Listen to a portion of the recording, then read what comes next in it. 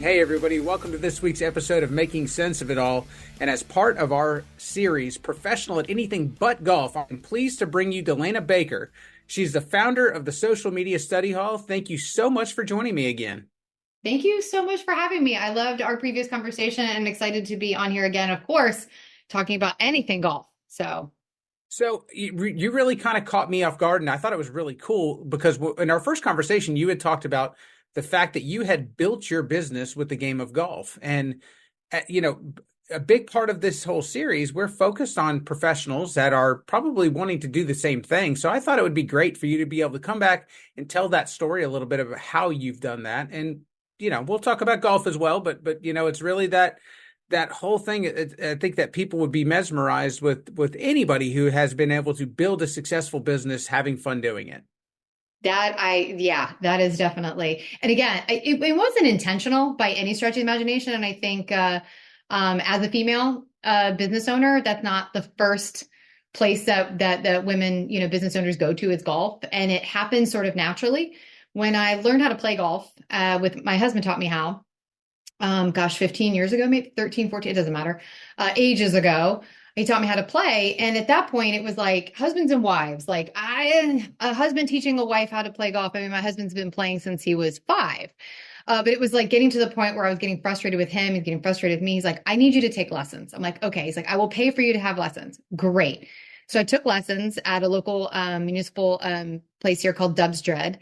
And I sort of have self-appointed Dubs Dread as my home golf course because I absolutely love it there. The people there are amazing, all of the things. So anyway, took the lesson, and the coach at the time said, you should probably join like this social league that kind of plays and you can kind of meet more people and it'll up your game a little bit more, kind of put a little pressure on you and whatnot. I said, oh my God, it makes me so nervous. But I joined anyway. I joined it and met some people. I was very nervous because I didn't, I'd only played with my husband before, and there was an etiquette level that was hard to like. I was nervous, but it all came out good. So what happened was in the social league, I noticed that people were talking about work, and I'd always heard like men making deals on the golf course, and I never Sure. really thought it applied until I got paired up with some women, other women of influence in the city of Orlando. Some of them I kind of knew in circles because it's kind of small Lando here. But I got to know them better, and they knew what I did, and they started to bring me in as a consultant for their marketing teams if it was a bigger firm, or maybe they white labeled and used my social media services, which was fantastic. And then it got to the point where I asked in this league, because a lot of times in leagues you'll request to be with the same people. And this one, I didn't. I just wanted to be with different people. I'm extremely extroverted. I don't know if you can tell that. So I wasn't afraid at that point now to, I wasn't a great golfer by any stretch of the imagination at the time. And I was fine with being paired with other people. Not only did I learn more, and although you don't really want to take a lesson on the golf course, but it's 9 holes after work, right? It's a lot of fun. Having drinks and food later on, it just kind of solidified, what I did. And it got to be where I was getting more phone calls, and it was more consulting, more notoriety, where people would say, hey, I know this girl, Delaina, you should call her about social media. So essentially golf really just built that trajectory to growing my business. So my very first business, I attribute it all to golf. With just all the people that I met and getting to know them, and really sort of me having a sense of humor and, being sort of vulnerable out on the course, which I think a lot of women are afraid to do, really helped a lot. So that's how it started. And that's where I say I built my business playing golf, because I did. Yes, I went to networking events as well. But Sure. once I was going to these networking events after being invited to them and hearing more about them, these women of influence and other people of influence too, men as well, started to use my phone number a whole lot more. And then when I was introduced, it was, oh, Delaina Baker, she's a social media expert. You should reach out to her. So that's how it grew. And that's where I take it all back to a really terrible golf game that I had at the time. So I think it's one of those things that it gives people something in common. It gives them, most people that play golf, they fall in love with it. They have some sort of a passion for the game, whether it's just being outdoors and having a good time, or if it's the competition part of it, whatever it is, but people find things to connect with each other on. And, people, it's kind of cliche at this point in time, but it's the truth. You've got hours to talk to somebody where, you're you're stuck with that person. They can't go walk over and be with another group or anything. They're kind of forced to get to know you. Absolutely. And you build like sort of this trust Hmm. because you're talking about more than obviously, I wouldn't say that I talked about work all the time, but they would say, hey, what is it you do? And I would, do sort of my little elevator pitch, if you will. And then if we took like somebody wanted a video or a picture, I said, listen, I'm the social media person. Let me do it for you. And then so it solidified in their brain that that's what I did. So that helped too. But yeah, there's this 4 hours because it's, if it's on a Saturday, but typically about 2.5 hours after work, or we stretch it over into having drinks over at Tap Room, which is the restaurant, for those that don't know, the restaurant that's kind of attached to Deb's Dread. It's an awesome place. So that, stretch it even further and just solidified sort of my expertise. And that's what did it. So Yeah, very cool. And for those of the people that are listening to this that don't know what Dubs Dread is one of the oldest golf courses in Florida. I think it is the oldest golf course in Orlando. Very unique place, cool to visit. Like, shout out to them because they do a fantastic job over there. So they we'll do. make sure that people know what and who Dubs Dread is before we're done with this. They're a great team over there, the people that run it. One guy, Robert, he sees me, he's like, oh, here she is again. It's just great people over there. And I will say for those listening, if they're considering or don't know or want to play golf at Dubstrad, it's a great course because there's some challenging holes.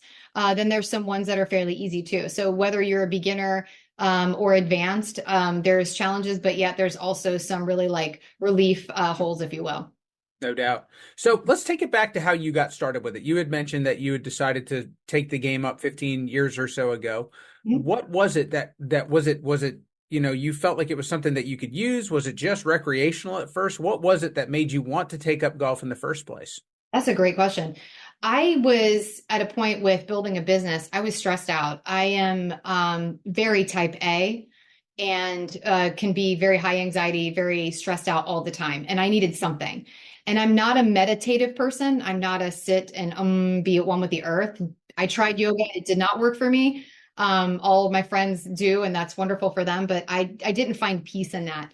And I tried, I love to read, but that still wasn't enough for me. But just for some reason, it every time I went out on the course with my husband, just being able to take a metal stick and just absolutely crush something legally and just smack the hell out of something legally, I was finding relief in it. It was weird. And also, too, the fact that I can turn off my phone and drown out my family, my kids, my work. There's just a level of peace on the course. And I know that some find golf stressful because it was in the beginning when I didn't know what I was doing. I was frustrated with myself all the time. But then there's this level of it's quiet. And if I feel anxiety coming on, this is like so personal, but if I have like anxiety and I'm not on the course, I just think of like the smell of dew, that morning dew when you've got like a 7:10 a.m. tea time, that just brings me peace. And it's always quiet out there. It's just, it turns everything off. And so it became this sort of like meditative space for me. And my therapist was like, I think we found the thing. You need to Right. play more golf. So I came home to my husband. I said, like, I need to play more golf. And he says, if that's what's doing it for you, I would come home happy. I'd be excited. I just had a level of just evenness about it. If I knew I was going to go on the course that day, I got a lot done. It just seemed to fit into my life as meditation. And I don't know if other people have done that with golf because it can be frustrating. But that's where it was. It just ended up being sort of like that. My therapist agreed. So here we are. And now my game is a whole lot better than it used to be. And it's even more peaceful. So we're actually getting to go on vacation here next week, or actually tomorrow, to head out. We love golf trips. So if we're traveling, we need to fit golf in with it because it's sort of peaceful for us both. You got a favorite place that you like to go? So we're going to Blue Ridge. That Okay. is sort of our favorite place because it's quick and convenient. It's about a 7 to 8 hour drive, 10 if you push it. So we're going to go to Old Toccoa Farm. That's a first for us, but we like to go to different places and try the municipal courses. I think that can be challenging and also, a relief as well. So we just try different ones, not the too expensive ones. We definitely have some bucket list items. Coeur d'Alene is one of them because my in-laws have played there. So we definitely have some other areas we're pinpointing out. So yeah. Very cool. So do you get competitive at all with it? Is it something to where you've kind of decided to say, okay, I've gotten better at the game, I want to be competitive, or is it still something that's just it's recreational, it's enjoyable, but you also use it to connect with people? This is so, because I am naturally a competitive person. It depends on who I'm playing with. So I have a group of girls. They are my cool, chill girls. They just want Yeah. to have fun. They want to play 9 holes after work. They don't take the game too seriously. They love going out there with the Florida weather and having fun. So I have to kind of change my mindset when I'm with them because I tend to take the game very seriously. Not very seriously, that's kind of a harsh term, but I am focused on my game. I actually don't drink when I play because I really want to focus. So when I play with them, I have to learn to let it just relax a little bit more. It's out there, you're having fun, chit chatting with the girls. But if I'm playing with people I don't really know, or if I'm playing with my husband, I can be a little bit more competitive with myself. I don't necessarily, I'm not competitive with other people because there are people that are a lot, obviously better than me. Sure. But I'll definitely whale it a few times and nail quite a few holes. And they're like, wow, because there is sort of a still, unfortunately, a stigma. I have not come across it when I've played, especially if I'm with my husband. If we're paired up with like two other gentlemen, and then I can kind of see their faces like, oh man, it's gonna go slow because whatever.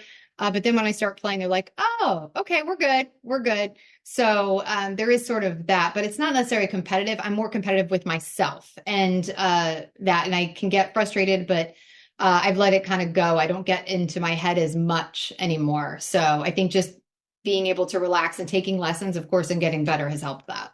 No, I think that's fair. And to me, honestly, is like tennis, or it's like other sports where they are, all it's for all genders. And it's to me, I've gotten my butt kicked by women plenty of times on a golf course. Like Yeah. being a man or a woman doesn't make you better or worse at this sport. Yeah, yeah. My mother-in-law is actually really supportive of that because she started out, sort of in her late 30s, early 40s. They retired really early. So she was about 40 years old when they retired. And she didn't know how to play golf. And she's sort of that when we do end up playing with them, she's always take a deep breath. It's fine. Hit it again. Or, I know that she went through that same path I did learning golf later in life. So that's also helpful. And then, my husband's really supportive of it. He jokes that he's a golf widower because I play way more than he does. He's like, I wish I had the kind of job where I could play golf as much as you do, but it makes me a happier, healthier wife. Happy wife, right? So Amen to that. yeah, Amen to that. So yeah. I think that brings up a point that a lot of people, like not just women, but all like everybody, I think when they take it up later in life, when it's something that you have, I think when you try to learn anything, past the age of, a teenager, it's Mhm. it's it's much different. It feels different, whether it's a language, if it's a sport, whatever it is.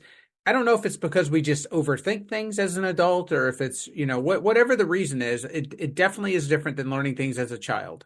Mhm. Um, do you have people come up to you now that you've done that, you've kind of put yourself out there to where you're part of these groups? Do you have people that ask for your advice or kind of look to you as almost a mentor in that say in that space? Oh, that's a great question. I Not necessarily. Yes and no. So it's just recent. I happened to sort of make myself vulnerable, and I put my golf swing on Instagram, Okay. and sort of made this compilation of me swinging.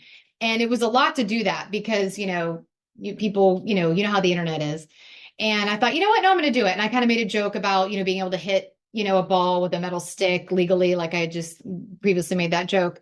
I thought I'm going to do it anyway. Well, a friend of mine, a really, really dear close friend of mine, used to play for the LPGA.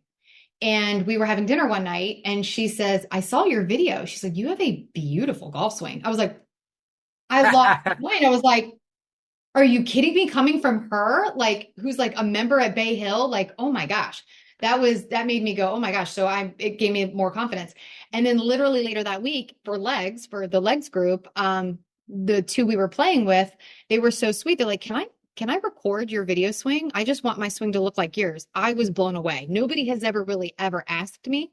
And I never ever want to give somebody advice because I really don't know. But now further along, like if somebody chunks the ball, I can kind of think about what they did wrong because I know what I did Sure. wrong. But everybody's swing is so different. I would never want to give somebody like advice when I'm not qualified in any way, shape, or form to do it. But having people tell me that my golf swing was beautiful, using those exact words, that definitely gave me more confidence. But nobody's ever really asked about mentoring with golf, or with golf and building my business. I've told people I've built my business playing golf.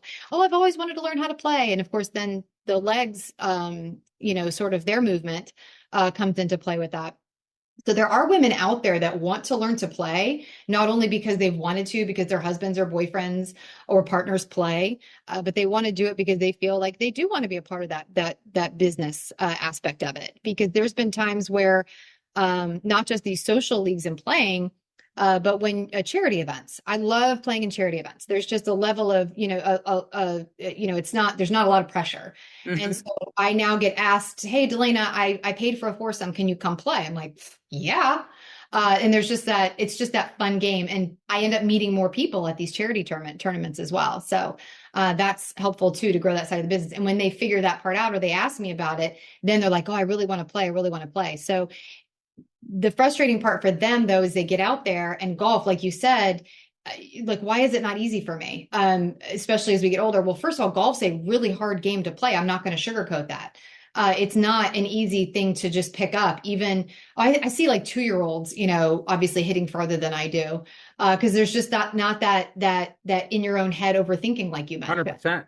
The older we get, we think, oh, we're just going to pick it up and be good at it because I'm an adult. Although our 21-year-old picked it up 2 or 3 years ago, and that kid, like, he 220 easily, like just right off. It's like, how did that happen? But anyway, story. So I think there's that part of it is where it feels difficult and they don't want to push through and they give up after 3 or 4 times. If there's anything that people know about me, I am an extremely determined person. I'm very driven, no pun intended. If I have put my mind to something, it's going to happen. If I'm going to break 100, that is my goal and I will get there. If I'm going to lower my handicap, I'm going to do it and I will succeed. So that mindset too is, other people's priorities, change and like, yeah, I'd like to try it, but it got a little hard and my schedule got a little crazy. I adjusted my entire schedule to make sure that I was hitting that goal. So. Yeah. I think a lot of people get stuck in the self-conscious part of it when they're learning, when they're, if they don't know something and they're trying to learn something, they don't get past being self-conscious. They don't get out of their own head in order to be able to utilize it to network or utilize it for something. And I've been around charity events or other things where you have some new golfers to the game and they're so self-conscious about what they look like as far as when they're swinging or if they're going to miss the ball or whatever's happening in the moment in their head, Mm-hmm. that they forget that, hey, you have an opportunity to meet 150, 100, 200 people that are out at this event that are there available for you to network with if Mm-hmm. you can get out of your own head and have some fun with it. And I think some conversations I've had when I first started doing charity events and not being very good, I think I owned it. Again, being very extroverted, Yeah. I would say, hey, listen, I ain't great. I may not even I may not even connect with the ball. I may pick it up in the fairway or in the trees where I hit it. But we're gonna have a lot of fun today, aren't we? And they're like, oh my God, yeah. And it took the pressure off. So and then when I did that, I noticed that my swing was better. So Yeah. and at Well, I the think time, that's the whole thing. The whole thing is it's meant to be like, especially when you're playing with a group of people, it's that everybody has a good time with it. Yes, I mean, like I think the competition part can get in the way sometimes. I think especially with men over women, I think men kind of get in their own way with some of that stuff. But I think that if people are out there and if they walk out of it saying, you know what, I had such a great time with Delaina, I had such a great time with Jesse or whoever they're playing with, then that's the point. Absolutely. And and once I was able to make that crossover, that change and get out of my own head and that frustrating sort of embarrassment, if you will, or, that I'm just not any good, that helps too. And this is something, if anybody's, listening or watching that is sort of maybe nervous about their own golf swing and they haven't really been out there yet, I'm going to tell you, most people are not good golfers. I realized that they're just out there having a good time, spending time with their friends. That was a realization that also made me kind of relax a little bit more. There have been men that I played with, and it was like I was better than they were, but they were just out there having a good time, Right. And I was like, wow, that is where I want to be. So that sort of, you think everybody's gonna, shoot 70, they're not. They're not. They're Absolutely not. They're going to hit it in the other fairway. They're going to shank the ball. Everybody's, because there's 18 holes. I mean, Right. there's a lot of opportunity. You're not going to probably be paired up with a lot of scratch golfers out there. So. So is there anything about the game you get like super nerdy about, like equipment or the professional game? Anything? Is there anything where you just kind of dive in, you're all in and you love it?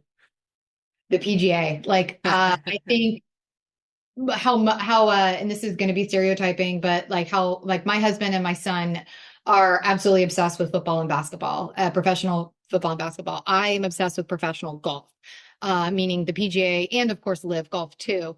I just know more about the PGA than I think probably most. I would say I would challenge any other, average female out there with my knowledge of the PGA. So I can go toe to toe with a lot of guys with my knowledge. I listen to all of the podcasts, laying it up. All of them. I listen to them just because I love it. I think it's a great. People think it's like, oh, women like watch Real Housewives. Again, I'm talking stereotypically. But let me tell you about the drama in the PGA. Like, I mean, there's a lot that you can, still feed off of if that's your thing with drama. But I just love learning about the players and where they came from. And, even professional golfers, I think it's the one sport where they can have a really crappy game and, they're at the bottom, they get cut. And, even Rory McIlroy's been cut, whereas most professional sports are not like that. You're playing, you're getting paid no matter what. Whereas PGA is a little bit different. And I find that very intriguing and learning more about each player. Scotty's, fancy feet, Rory, really off when it comes to, his short game, all those different things I get obsessed about. So. No, that's fantastic, and that's the whole point. It's all professional entertainment, in my opinion. So it's like it's there to be enjoyed. It's there, and I think that's fantastic. Mm-hmm. Before we wrap this up, can you give me any updates on what's going on with the social media study hall and with other projects that you have going on right now? Oh, yes. Thank you for asking. So Social Media Study Hall has been such a blessing. It's been so great. We actually capped it and closed it. We're serving a certain group, which is fantastic. It's going very well. To the point where now it's because that's sort of a membership, whereas people are actually wanting content creation. They need it done for them. And so with golf, I've been working with a lot of female leaders in Orlando here, and they're like, hey, can you do my content for me? So I reached out to the content creators that I work with, and they're like, heck yeah, I'm game. Let's do it. So now it's molding into a business called Her Social Signature. And the tagline is helping female leaders show up and glow up on social media, making it look them, authentic content created for them that speaks to them, that's personalized for them. Because I think there's a lot of women that know they need to be out there on social media, but they don't know how to do it, and they're so consumed with their other responsibilities about growing either their business or sales or whatnot, that kind of gets to the wayside. But we fill in that gap. We get them all the content created. We write all of their scripts, their hooks, their prompts, emails if they need it and they want to add that on. So we basically are their content people. And then they kind of can go in and work on their engagement portion of social media. So it sort of branched into something I wasn't necessarily expecting, but the need was there. And we're not even live launched yet as of recording this podcast, but we've already got clients solidified and ready to roll. So I'm really excited about that. I think that's fantastic. If people hear this, are interested, they want to learn more. Where's the best way they can get a hold of you? What's the website or email? What's best? So hersocialsignature.com, or they can find me on LinkedIn, which is Delaina Baker, and that all the links will be in there. I love to get new connections on LinkedIn. LinkedIn's my favorite place to be. I've really made some great quote unquote, internet friends as well as connections in real life and there as well. So that's probably the best place to find me, or because you can reach me there through email. I think LinkedIn's a whole lot easier to connect with people. Fantastic. Delaina, thank you so much. I think this was awesome. I think that people will get a lot out of this, and it kind of shows them what's possible. If it's something that they are interested in, if they'd like to help build their business around golf, there's a lot of possibilities out there. And I think you showed that is an option and a chance for them to enjoy doing some hard work. Yeah, well, I appreciate you being on the podcast again. I always love spending time with you. And of course, if anybody has any questions about golf related, not even social media, but like golf and building business, they can absolutely reach out to me on LinkedIn. Happy to, give any more information. Fantastic. Thank you again. Thank you.